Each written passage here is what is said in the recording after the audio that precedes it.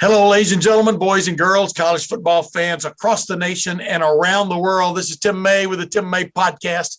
And as usual, and I think by popular demand, I'm joined in the cockpit of this high-flying machine by my capable co-pilot. You know him as Austin. I know him as Austin Ward. I got your nickname wrong there, Awesome, but still, I got to it. Austin Ward, welcome once again to the Tim May Podcast. Thanks. It's refreshing to know that somebody out there wants me on this podcast and not just you. Yeah, it is refreshing to know. I'm not sure what it does for me, but what it does for my alter ego, but that's another story. Bottom line is, Awesome, just when you kind of like take a breath and sort of kick back in the Chase Lounge and try to start maybe enjoying a little bit of summer and stuff just keeps popping, doesn't it, anymore? In the college football world, but the college athletic world in particular, very interesting goings on, right? This has been as crazy of a summer for college football, college athletics as I can ever recall. And, part of that is things returning to normal and then, cramming 15 months of recruiting and workouts and all this other stuff that teams are allowed to do into 1 month. There's the Woody is open from 5 a.m.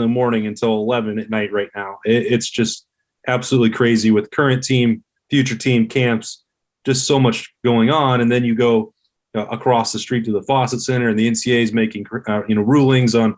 The Supreme Court is making rulings. NCAA is trying to figure out name, image, and likeness. All this stuff is happening at once to get ready for July 1. I mean, this is a really almost transformational summer for college athletics and college football programs as well. But every summer is going to have some of that. This is just almost all encompassing, and every day brings something a little bit different and wilder and sometimes weirder.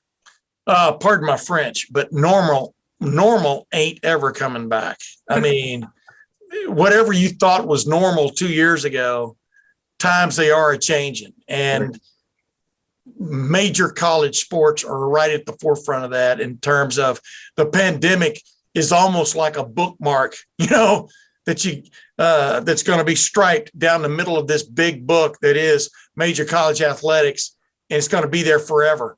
Yep. And you're moving on from all kinds of situations into a new, for want of another term, a new normal. I'm not sure anything's going to be normal for a while now, especially with name, image, and likeness right around the corner in the state of Ohio. As you documented last week, it passed the Ohio Senate a bill which would give college athletes, student athletes in Ohio colleges the right to benefit from their name, image, and likeness from a financial standpoint.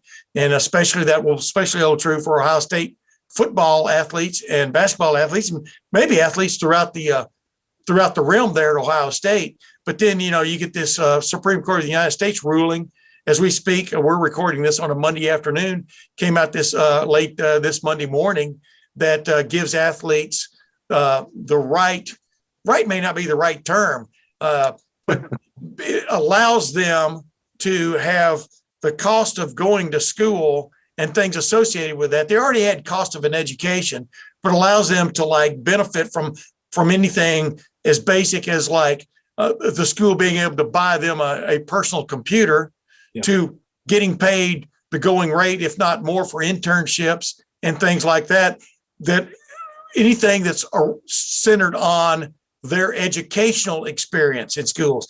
It stopped short, because that wasn't what the case was all about. It stopped short of giving schools the right, or giving athletes the right to collect pay for play.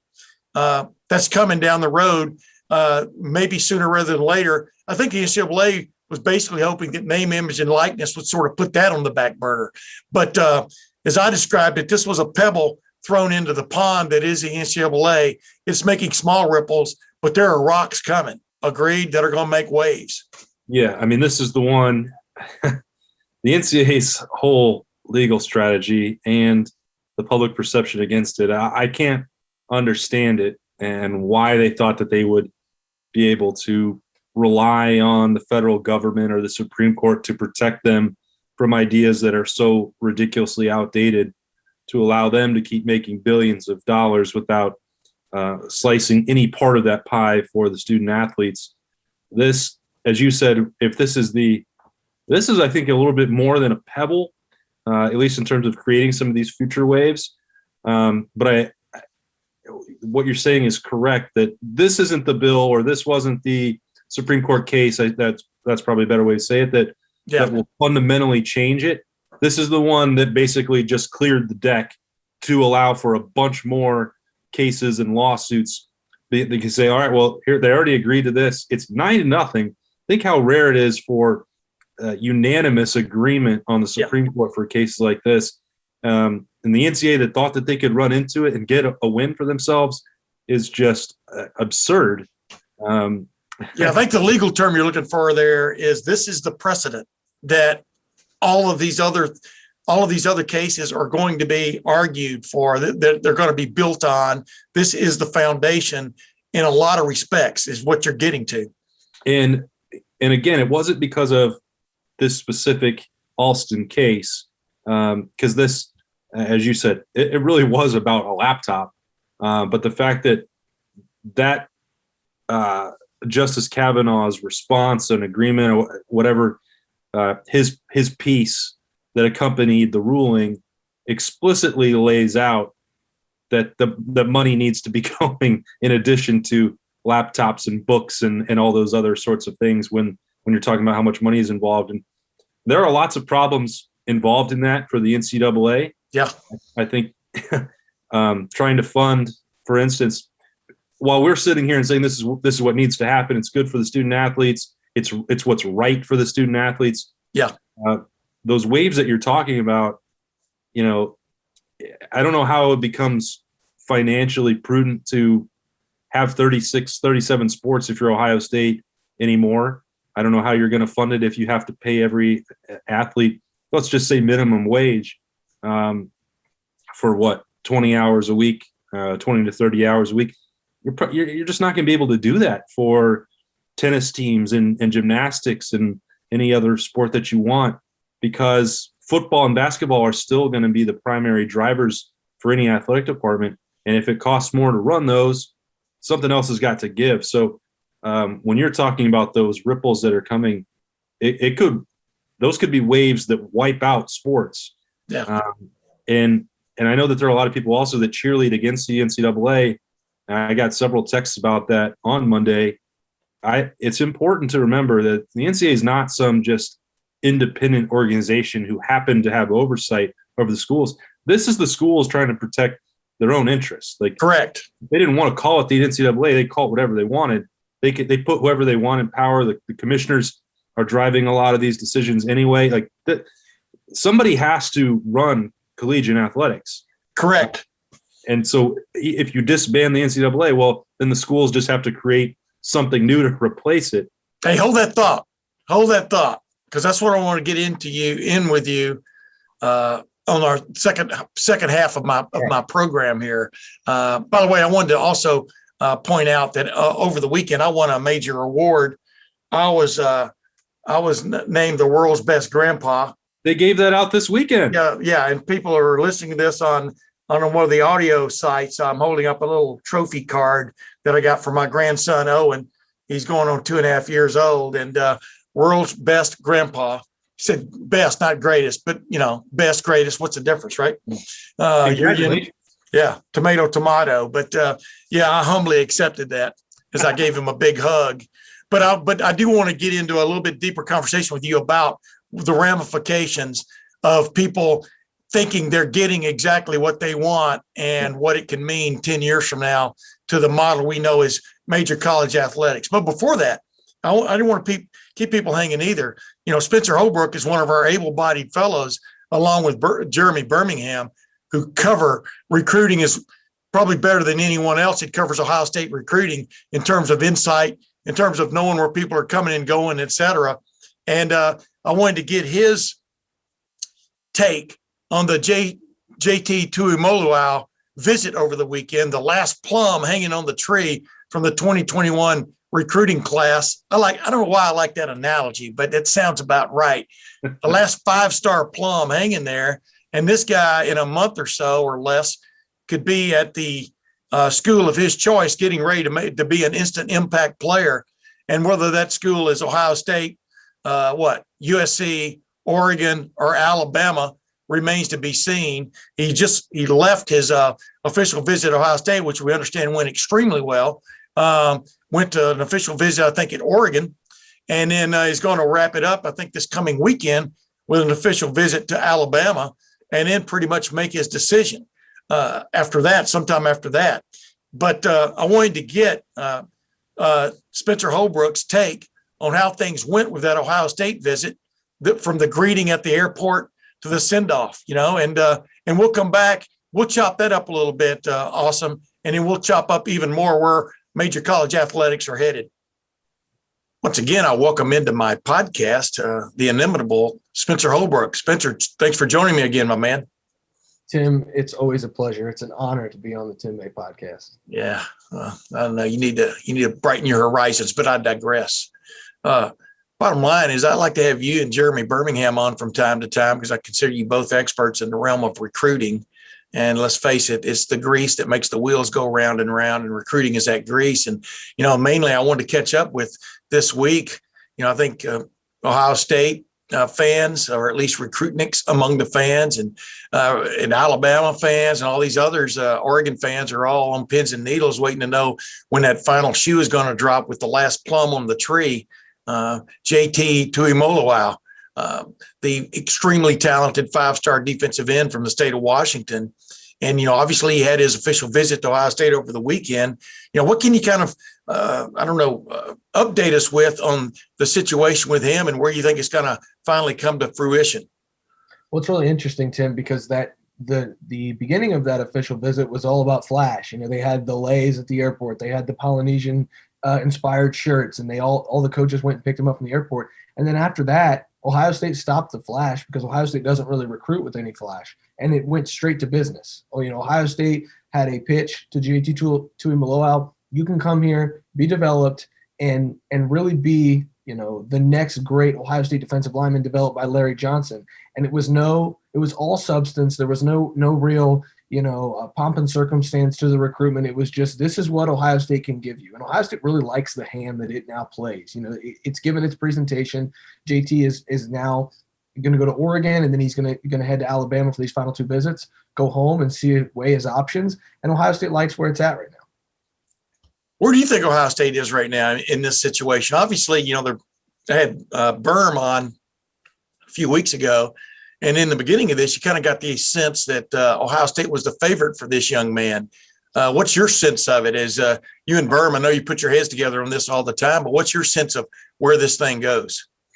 Well, with Nick Saban getting the final word in from any of these coaches, it makes it a little interesting. But JT Tuimoloau had never visited Ohio State, and he had Ohio State as one of his top options because of Larry Johnson. Now that he's met Larry Johnson and has seen the blueprint and seen exactly what's going to happen to him over the next 3 or 4 years, I can't imagine Ohio State slipped in that. So I still believe he's going to end up choosing Ohio State. But then again, like I said, Nick Saban is different, and he's the greatest coach of all time in this sport. Therefore, you can never count him out. And so it's going to be very interesting over the next couple of weeks, but I would still peg Ohio State as the favorite here. And I think the presentation Ohio State was able to give him with Larry Johnson and showing him exactly what they can do has helped them tremendously. Yeah, like how you said, they had the flash and circumstance there. I think almost every coach on the staff, or most of them, were at Port Columbus when he arrived. They were all wearing these polos that were in that Polynesian kind of motif. We all know of Tuimoloau was basically rated the number one Polynesian football prospect in the country, or whatever it was, several weeks ago by someone who does those kind of ratings. But to say this is just an ordinary recruitment is beyond the pale, correct? Yeah, I mean, this is a guy who is going to step on campus in August, probably maybe late July, but he's going to have an impact the second he gets on campus. And if he is to choose Ohio State, you'll see him in the game against Minnesota. You'll see him in the game against Oregon. I would be stunned if he comes to Ohio State and isn't in some way in the mix starting right away. And I not maybe starting right away, but in the mix immediately for playing time because he's that special of a talent. And it's really hard to get on the field early in your career under Larry Johnson, but this guy is built different. And I think no matter where he goes, he's going to have an impact during his freshman season. And like I had just said earlier, I think that's going to be Ohio State ultimately, but now we kind of just have to wait and see. All right, two other quick things. Any other developments over the weekend? It was a pretty interesting recruiting weekend for Ohio State that you wanted to point out that people should be aware of. Well, I think Ohio State, they had a really nice weekend, according to what Berm's been able to put together from his sources. But the running back Dallin Hayden from Tennessee, kid out of Memphis, Ohio State really wowed him. I believe. I think they're probably in the driver's seat for him, but you never know because this recruiting time is really wild. You had Kojo Antwi on campus, the wide receiver that Brian Hartline really likes, and you wonder how that recruitment's going to go because it's down to Ohio State and then a few schools down south that can put together some good presentations for those guys as well. So I think Ohio State had a pretty good weekend, but these recruitments are starting to wrap up a little bit because visits are ending, and a lot of these guys took a lot of their official visits in June rather than waiting until fall. So there's a lot coming on the horizon, I would imagine. But as of right now, it's kind of just hurry up and wait in the recruiting world. Last thing, I've had obviously have Austin Ward on here all the time and stuff. And even with Berm, I asked this question. Can you imagine a freshman defensive end class that includes Jack Sawyer and JT Tuimoloau? I mean, that'd be one for the ages.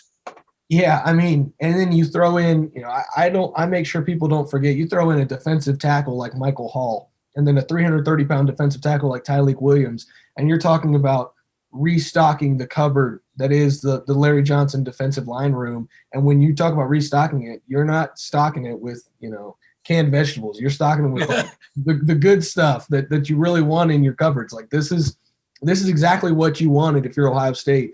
And if they can land Tuimoloau to pair with Jack Sawyer and then on the interior have Michael Hall and Tyleik Williams, that is a defensive line class that we could be talking about for a long time. And we'll definitely be talking about them in 3 or 4 years, sometime in the spring when the NFL draft happens. Yeah, you're talking about those large cans of pork and beans. That's what you're talking about, the ones that really make the cupboard stand out. You're exactly right. Hey, Spencer, as always, thanks for joining the Tim A podcast, my man. Hey, thanks for having me, Tim. Always appreciate it. Hey, awesome. I asked Spencer I didn't use these terms, what his gut feel is on JT Tuimoloau. And I think he feels like Ohio State's still in there extremely strong. What is your take on it? Well, we've seen a lot of these Ohio State-Alabama recruiting battles in the past, and we're going to see probably a lot more of them for years to come.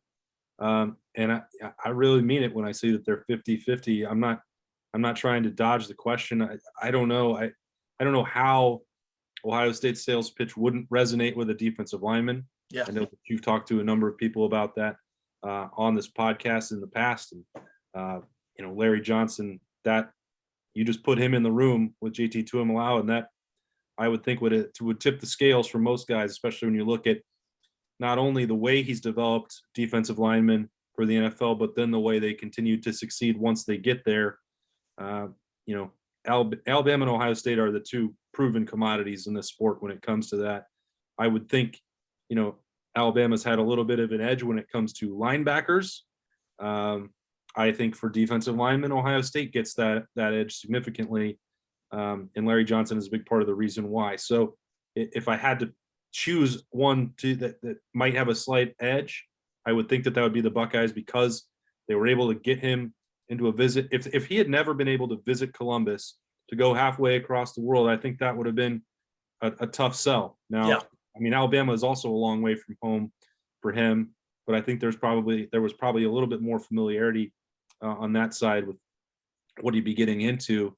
Having now been to Columbus, seeing what the travel situation be like for him, for his family, to sit down face to face with Larry Johnson, to walk through the facility, see the horseshoe, all that. I think Ohio State has a real good shot here. I don't think USC, Oregon, Washington can really compete with what Ohio State and Alabama offer. And then I think Larry Johnson, it's hard for me not to view him as a trump card in any recruitment of a defensive lineman. Yeah, and after he's on campus for like one session, he can help pay for his mom and dad to fly out and come see him play football with the proceeds he's going to make from name, image, and likeness. You like that Right. segue? Yeah.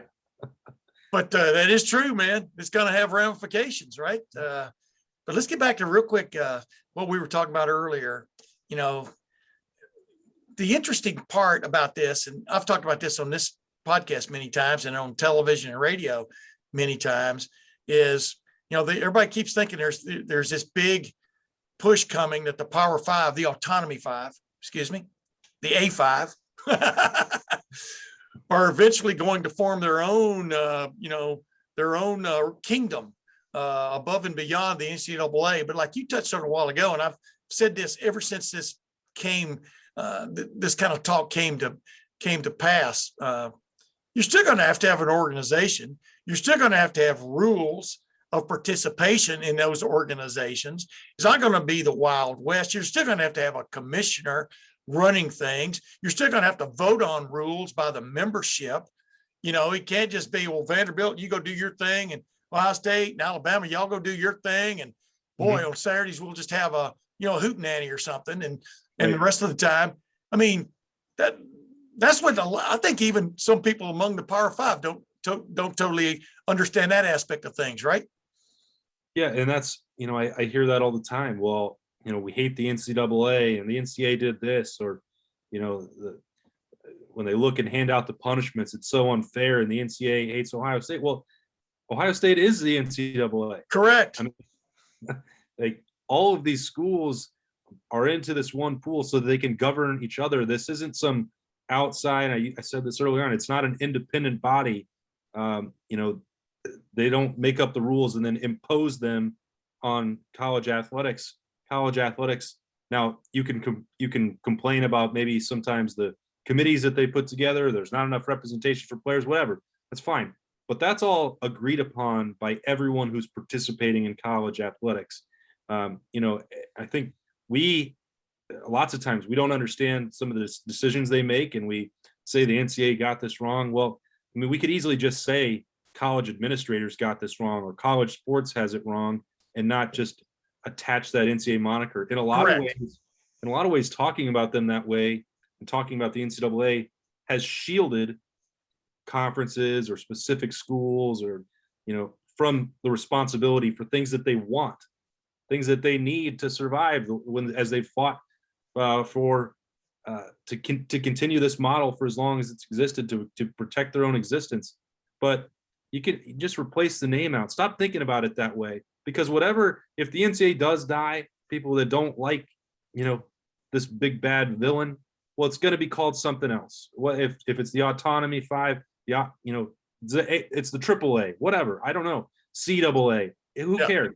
Call it anything you want. It will be replaced by something. And then, as you said, they'll still have to have rules. They'll still have to agree on all these other things. They'll still have to punish people who break their rules. Somebody has to do that.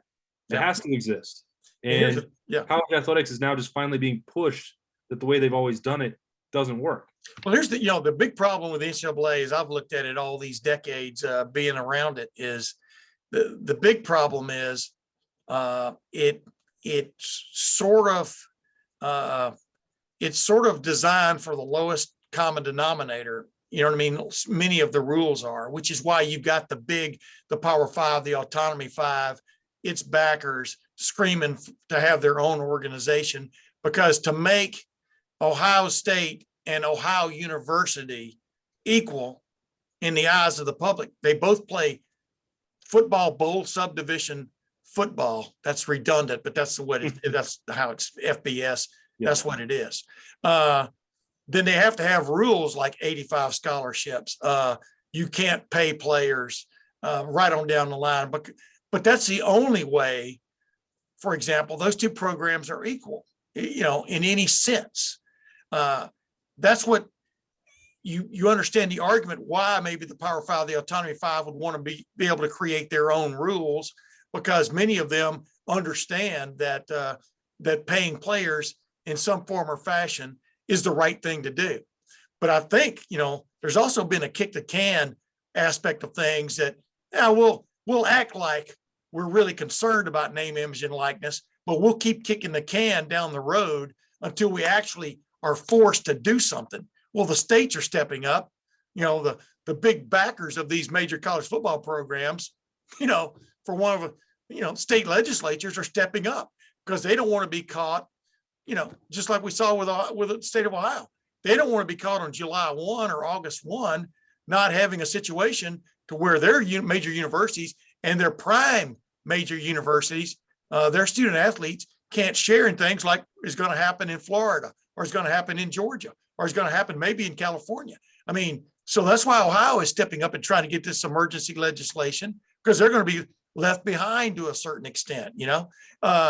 It's just really, I think, was hard for some people to understand why it has come to this, why this glacier has come to this. But, this glacier that is NCAA legislation is having its own global warming moment. Things are heating up and defrosting really fast. Even Mark Emmert, the head of the NCAA, is basically told the membership, you got to get something done on name, image, and likeness. This is nuts. This has gone far enough. He didn't use those terms. I'm paraphrasing. I'm sure he's never even said that. But that's what he's saying. It's coming. Jump on board. And that's what we're looking at. I mean, he's talking about this coming meeting and stuff. I mean, jump on board because this thing is happening. The glacier's melting. Agreed? Yeah, and they've had plenty of warning that this was happening and refused to act and as you said, kick the can, drag their feet, however you want to look at it, because this way was so profitable for administrators, universities, coaches, raising money, getting to keep all, it was an extremely lucrative situation for a lot of people. We talked about this with, the playoff system and the bowl people who've got to get rich off of this for a really long time. I can understand why you wouldn't want to share that money with other people. They had something that was really great for them. But anyone with any common sense can look at it and say that this isn't right, that it's not fair to compress, just not even compress, outright take away your ability to profit off something that virtually every other student in every other major, any other line of work could capitalize on. It just didn't make any sense. And even Olympic athletes, which is what the amateur model was kind of based on that long ago when the NCAA got started. But you're exactly right. Keep going. And latching on to that amateurism, I don't know, maybe it's just, the time that I grew up or the time that I started covering this team, it's just such a laughable notion. And I know that it was, once really popular, but even for you, as long as, a little bit different generation started covering it, there was that shift already going on. You talked about Chris Spielman and his name, image, and likeness stuff on this show last week or 2 weeks ago. And that shift was already happening then when you started covering Ohio State. This ideal that true amateurism that built the NCAA was an idea from the 1930s. And I don't think anyone at that time, well, I mean, I can say this with 100% certainty. They didn't know that they would have billion-dollar television contracts in 1930. Correct. The coaches of the programs were not getting rich. They didn't have multi-million-dollar contracts and buyouts. None of that stuff existed. So there have been a lot of changes since 1930 that have threatened the NCAA and are going to wipe them out. And they had to adjust. And they have every single time because deep down, people still really want to watch college sports. The fact that we're talking about it, that's not going to go away, I don't think, anytime soon. Certainly not for college football and college basketball that drive all this. So they've had to continually try and keep up, but they fell so far behind on this one. It was just 2002, and it was 20 years ago. They were like, hey, this would be a great idea to let them start having name, image, and likeness. And at that time, there just wasn't a lot of support for it. And to me, I have a hard time understanding why, because it seems like such a fundamental thing to get right, to allow. Do you remember the TV show, The Beverly Hillbillies? Did you ever watch the reruns of that? Right. Yep. Remember that they were living on a farm, and Jed was hunting for some food, and he fires his shot, and up through the ground comes a bubbling crude. Yeah. Well, that is black gold Texas tea. Mm-hmm. And the first thing you know, Jed's a millionaire. See, this wasn't that sudden, but I've watched college athletics, big time college football go from just almost quaint, still very little marginal money making endeavors, except for the big time schools like Ohio State that could fill stadiums and charge $15 a pop, and bowl game revenue was treated as bonus money way back when in the 80s. And then the money started building and came from the TV contracts. Georgia and Oklahoma, I think, combined on a lawsuit that opened up the fact that their games could be on TV their teams could be on TV more than 3 times a year. All these things opened, just slowly but surely opened, and the floodgates came, and college football is a quite entertaining TV product. And that's where it's gotten to where today. But what lagged behind, like you just said, was the model that, but the guys, the stars in this show, they're still going to be amateurs while everybody else makes money. And coaches' salaries, et cetera. Earl Bruce, he made $47,000 a year his first year as the head coach at Ohio State in 1979. I think it was like 47, because they didn't want to pay him more than Woody Hayes had been making, who they had just fired. Right. But right on down the line, it took 6-7 years for Earl Bruce to get a 3-year contract. And the first extended contract in Ohio State athletic department history, I think, at least for a head coach. And yes, everything is just mushroomed from that. And I'm not saying the players have been totally left behind. They get cost of going to school expenses now. Yep. And there are a lot of other things that they get that they didn't get way back then too. But the fact is, everybody else started sharing in the pie, as you're calling it, big time, except for the players. Right. And no one's going to show up at Ohio State and watch an inter-squad and watch an intramural scrimmage. Well, maybe a few would. I might even be one of those guys. Absolutely. Football, man, let's go. Yeah. But that's what's been left behind. But then the flip side of that is, though, you're only a college athlete. Well, some of them have been college athletes for 6 years, but most of the time it's no more than 5. Yep. Usually 3 if you're damn good, 4 if you're just regular. So how much money is that worth? Should that be worth? Has always been another debate. And should you be able to, make a fortune just being a college athlete for 4 years before you move on in life? That's a big debate. I don't believe that should be the case. Yet it's your bones out there. I've got a bad knee right now. It's your knee that's out there that's hanging on, that you're putting on the line, et cetera, for good old you. And people don't show up to watch empty stadiums. So we've known all this. The NCAA, meaning that the members could have been so far ahead of this thing, but they've been so far behind because a lot of people started sharing in this, except for the actual student athletes. And now, the reaper, he's come a reaping, right? And I think that they've had their way for so long. And, for whatever reason, it didn't ever make sense to me. But for a long time, there was public support for what they were doing. Yes. The players, hey, a scholarship is great. Don't you like leaving school with no debt? And then here's some cost of attendance on top of that. You're well taken care of. For a long time, that stayed on the side of the NCAA. And so they didn't feel any impetus to change, and it was working for everybody. And there was no real existential threat to the way that natural order that they had created for themselves. But let me interrupt you though. As I told Chris Spillman one time, I said, when you realize that you probably should have been sharing in the largesse, as I call it, and this is back in the mid 80s, by then you're already gone. In other words, as players, first you're just fired up to have signed with big time you. And then that second year, you're fired up that you're starting. And then third year or so, you start dawning on you, hey, wait a minute, we're working a lot of hours. Yeah, we got this 20-hour rule, but if you're going to play, you're going to be in there studying film. You're going to be working out. You're going to be doing all this voluntary stuff. For folks listening to this, I've got my fingers in quotes. You're going to be doing all this voluntary stuff because you want to be part of a winning team. You want to please your coaches and your fellow players, et cetera.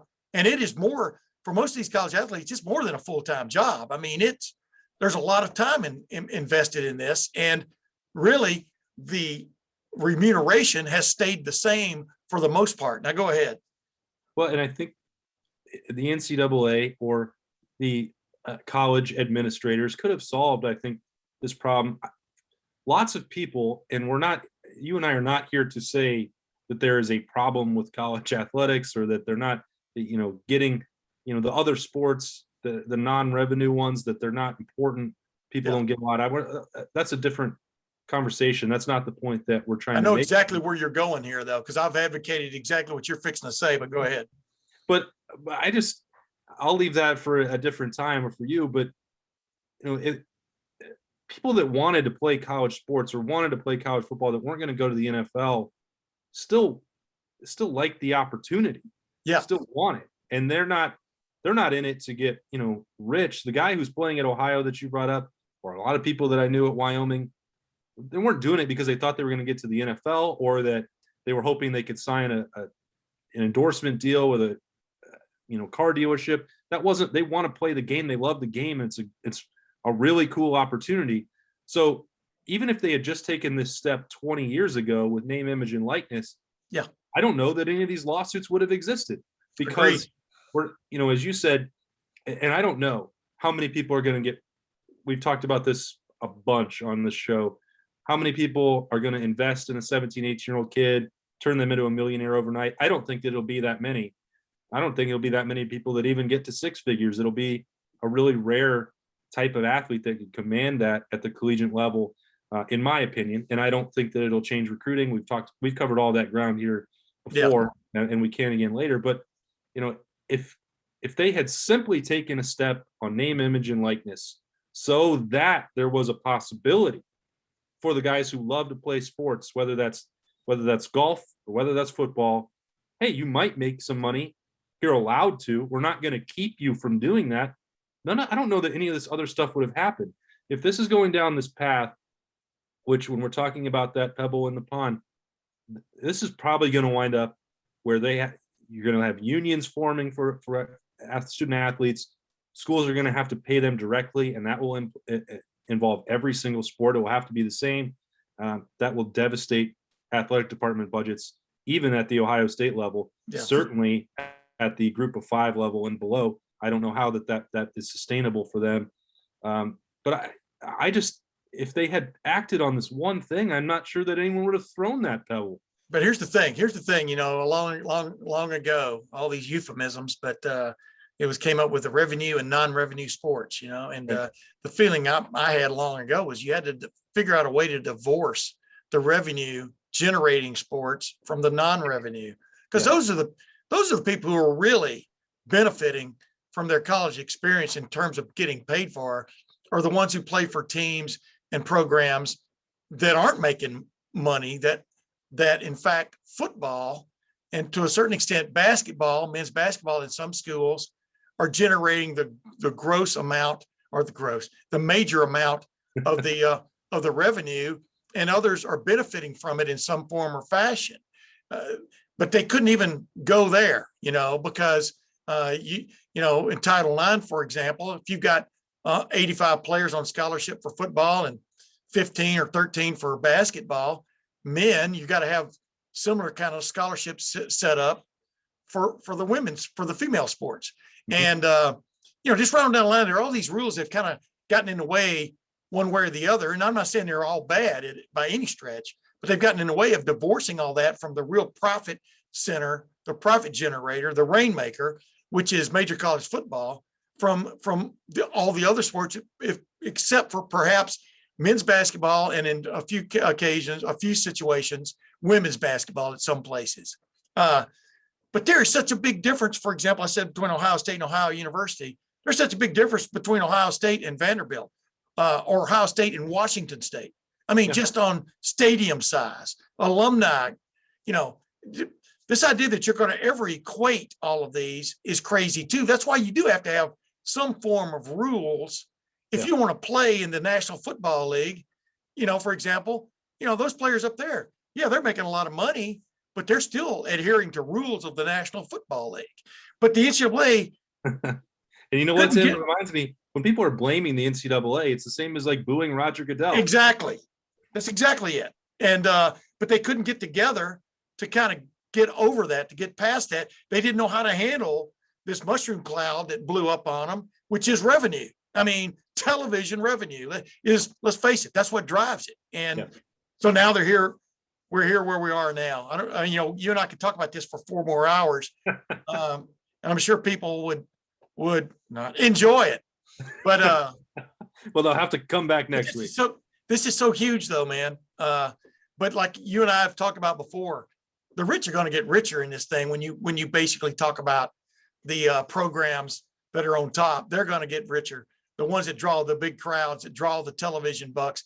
I've always said Ohio State, in many respects, over the last several decades, should have gotten more of the television pie from the Big Ten than some of the other schools. We could name them. I'm not going to name them, but they're the school that people tune in most to watch. If you look at the ratings, et cetera, right? But you can't go there because you're a member of this club, right? I mean, but where does this stop now? When you've got it, when you're Gene Smith, you've got to generate money to pay for the computers and who knows? I mean, cost of going to school might be the cost of socks and sneakers, because you're walking across the oval all the time, right? Wearing them out. Why not? Exactly. Clothing. You got to look the part. Nothing better like a sharp dressed man. That's a ZZ Top song I was about to riff into. But where does it stop? But you've got to, like you pointed out, you either got to pay for it or you got to start cutting sports. And it's going to be an interesting time, right?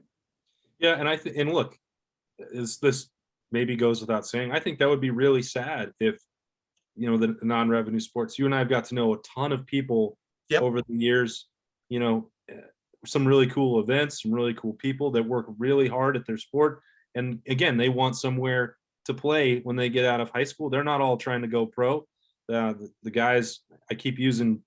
I don't know why tennis and golf are at the front of mind today, but they're not all going to go. Win the U.S. Open.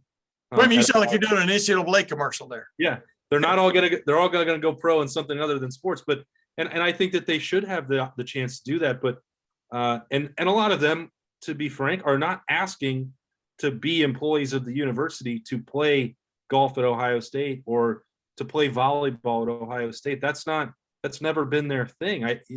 It just, to me, it goes back to if they'd got to post on a Twitter account, which didn't even exist when this came up initially 20 years ago, but to work at camp and be paid for that, or to just have an autograph session or whatever. I mean, they weren't asking for this huge sum of money to play collegiate athletics. They were just wanting to be treated like everybody else who they go to school with. Correct. And it's almost hard to believe that we're sitting here having this conversation about something that really, when you put it on a piece of paper, it doesn't seem like it should be complicated at all. But the NCAA amateurism notion, their ideal of what it should be, just clouded judgment for a really long time. And you think back on it now, it's like, why? I don't get it. The reason why is you made rules like that so that Alabama, for example, I'm using that as an example, or Ohio State or a Texas, couldn't put together packages for their players coming in where they could definitely benefit from name, image, and likeness, for want of another term, or anything else. You had to have rules in place because nobody trusted. That's always been the greatest thing about major college athletics to me. The greatest hypocrisy is none of them trust each other. That's why you have rules like that. They don't trust each other to do the right thing. They really don't. Why would you have rules like that if everybody was doing the right thing, right? There's always going to be an SMU which wants to be on the same level as Texas. I'm talking about back in the day. Yes. The death penalty. Texas A&M has always felt, they might not admit it, they've always felt second shrift to Texas, and they've sometimes gotten in trouble for that. But that's why there are all these rules. These great bastions of integrity and education don't trust each other, right? But here's what I'll say about this, and we'll go. And I've said this before on my podcast many times, I'm sure, because, I am 67. If you took this football team at Ohio State this year, just took their names and you put them in green and gray, not green and gray, green and green and golden jerseys and uniforms, and they played at the old Columbus Crew Stadium. Like I said, that the old Columbus Crew Stadium. Rest in peace. Yeah, seriously. And you didn't tell anybody, but you told them that's the team. This semi-pro team. What kind of crowd would they draw? Would they fill up the Crew Stadium if you didn't know that Ohio State had recruited these guys for 3 years? This guy's 5A. This guy's a 5-star. This guy's a 4-star. If they just played there, you know where I'm going with this. What kind of crowd would they draw? You've had Ohio State players play on semi-pro teams in different places, indoor arena teams and things like that. You follow my drift. Yeah, there were no crowd. As I've talked about with Bill Bender and Paul Feinbaum and others, people really in college athletics root as much, if not more, for the laundry than they do for the players. And that's where the colleges have had a little bit of an argument of why they don't necessarily go full bore pro, right? Yeah. I mean, they've put a lot of value into playing in the horseshoe and wearing scarlet and gray and all that. And that's great. I mean, the program continues every year, regardless of what players are wearing the uniforms. Correct. Across the country, and they are footing the bill. I don't think anyone is saying you need to give 99% of the revenue back to the players. And like I said, with the other sports, nobody was really asking for that, and that's why I think they've bungled this so much. It was the NCAA and the college administrators collectively that valued that above everything else. And that this is where the value is. And here's the opportunity that we're giving you in return, but never considering the fact that what they're getting back might actually be far more valuable than, and the pie wasn't even, and it wasn't an exchange that was fair. And they just never were open to any other idea until now being forced to do so. And it just, like I said, there's no way for me to prove this. We know a bunch of people that have been through this for a really long time. And I think what they wanted was to be part of the video game. They wanted to see their name in it. And if they got $50 or a copy of the video game, they would have been cool with that. Oh, yeah. They didn't want to be paid $2,000 to do it. Yeah. They would have taken it, but that wasn't ever what they were fighting for, by and large, for the most part. So I just think they completely overplayed their hand for so long. And eventually, they got called on it. And the Supreme Court, like I said, 9-0. I don't see that happen very often. Yeah, it's been pretty much like a boxing promoter. Be a good example who is setting up these fights for these very talented boxers, and the boxers end up getting about 5% of what the purse was because of all the falderall he has to go through to set it up. But when the boxer gets really good and successful, he's still only getting that 5%. And then he starts wondering, hey, wait a minute, are they showing up to watch me or to watch him sell tickets? It's kind of the same kind of deal. Why should that guy get richer and richer when I'm kind of getting still the same thing? And it's come to bear. It's just going to be interesting to watch this play out because, like I said, this is the summer. This is the year of upheaval. Yeah. The pandemic, that was maybe a big exclamation point in the middle of this, but it is clear how fast things are changing, right? Absolutely. Yeah. Well, you know what? That's enough because, like I said, we could talk for another 4 or 5 hours, ladies and gentlemen, but I always enjoy having Austin Ward because he and I come from different time frames in the rise of major college sports, especially major college football. And we have perspectives, different perspectives. I can see where it came from almost nowhere to where it is now. He can see where it came from nouveau riche to where it is now. I call it the River Oaks section of Houston, growing up in Texas. Yeah. But you know what? Awesome. Thanks for joining the 10 podcast again, man. Anytime. And I really appreciate our man, Spencer Holbrook, for stepping in too. He's one of those up and comers in our profession, right? Absolutely. Nobody works harder. Hope he gets to share in the name, image, and likeness of Lettermen Row down the road. But I digress. You know what? Until next time, this is Tim May for Austin Ward. We'll see you then.